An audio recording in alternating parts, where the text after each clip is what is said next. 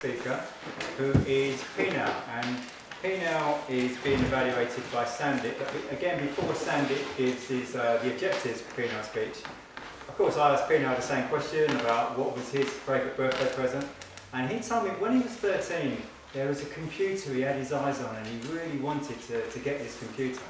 But he worked out it was going to take him about 2 years to save for this thing because it cost so much money, and when you're 13 you don't tend to earn a lot of money, do you? Lo and behold, his 13th birthday, what present did he get? That computer that he'd had his eyes on. So that was the most memorable birthday for Pinal. And now if we can hear Sandip, who's going to tell us the objectives for Pinal's speech. Can we hear it for Sandip?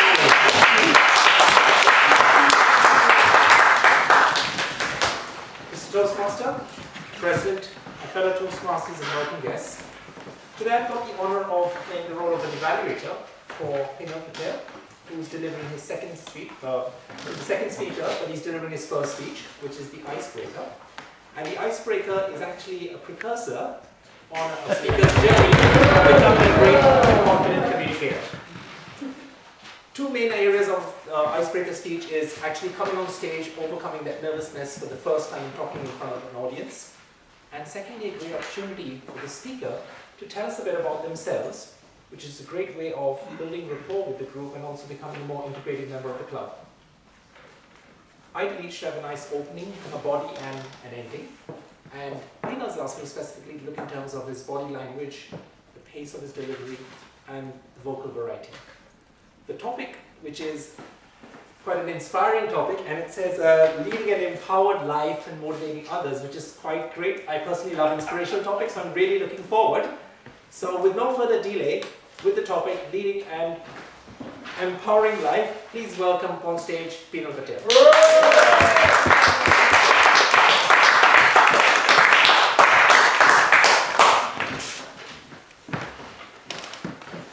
Mr. Toastmaster, fellow Toastmasters, and welcome guests. Once upon a time, in a land far away, there was a boy who was born into poverty.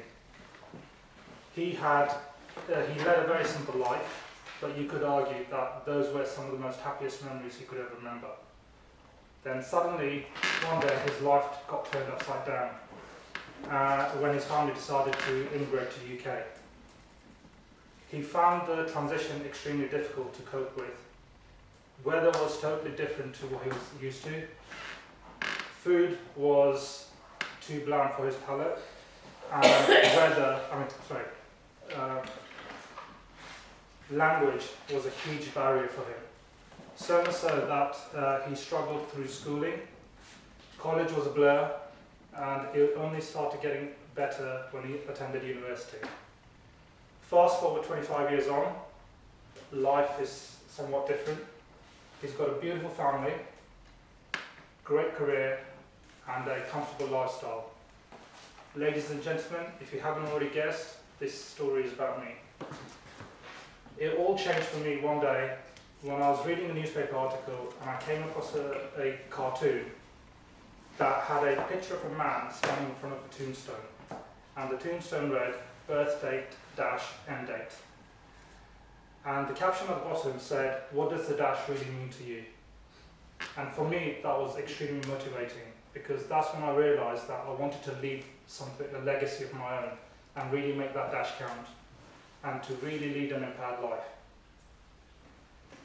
Over the years, I have been able to do this through following a set of guiding principles, and those guiding principles can be defined by the acronym GUILE.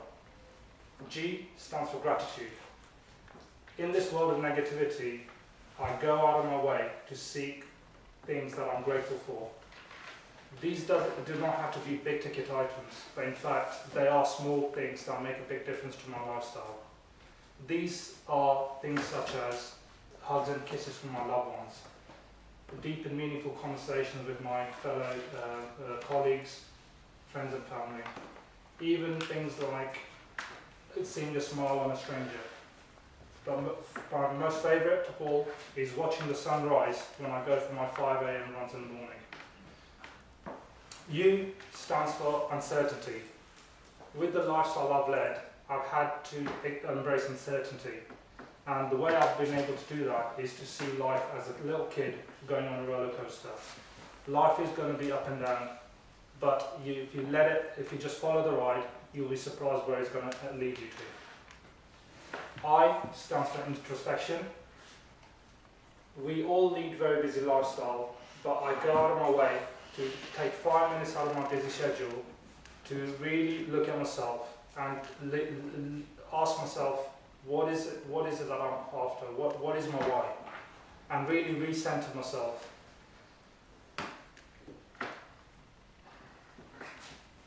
LE stands for learning. People who know me know that I have an insatiable appetite for learning and growing myself. Recent examples include completing my MBA, going on a few other professional self-development courses. I go out of my way to read books and constantly evolve myself by listening to podcasts, with a hope that I have the tool set to grow myself as an individual in order to help me lead the empowered life, and in turn help others to do the same. And it is that last point that actually breaks my acronym apart, because giving back is also a core principle that I lead my life by. And the way I do that is through a Princess Trust, where I'm a mentor and a coach for 18 to 30-year-olds who come from difficult backgrounds. A wise man once said, "Success is borrowed, not owned, where rent is due every day." And I think it is our duty as human beings to pay back our dues through giving back.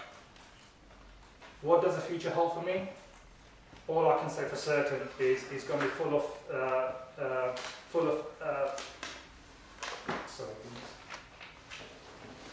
intrigue and excitement. So, ladies and gentlemen, I'd like to ask you to take 5 minutes out of your busy schedule and ask yourself, what does the dash really mean to you? Mr. Toastmaster.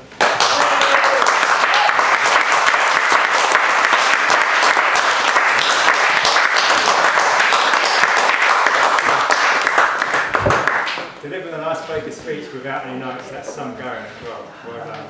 And just for our guests, in case you're wondering what an icebreaker speech is, the first speech that you deliver here is known as your icebreaker speech. So if we could take a minute please to give some feedback to Pinal.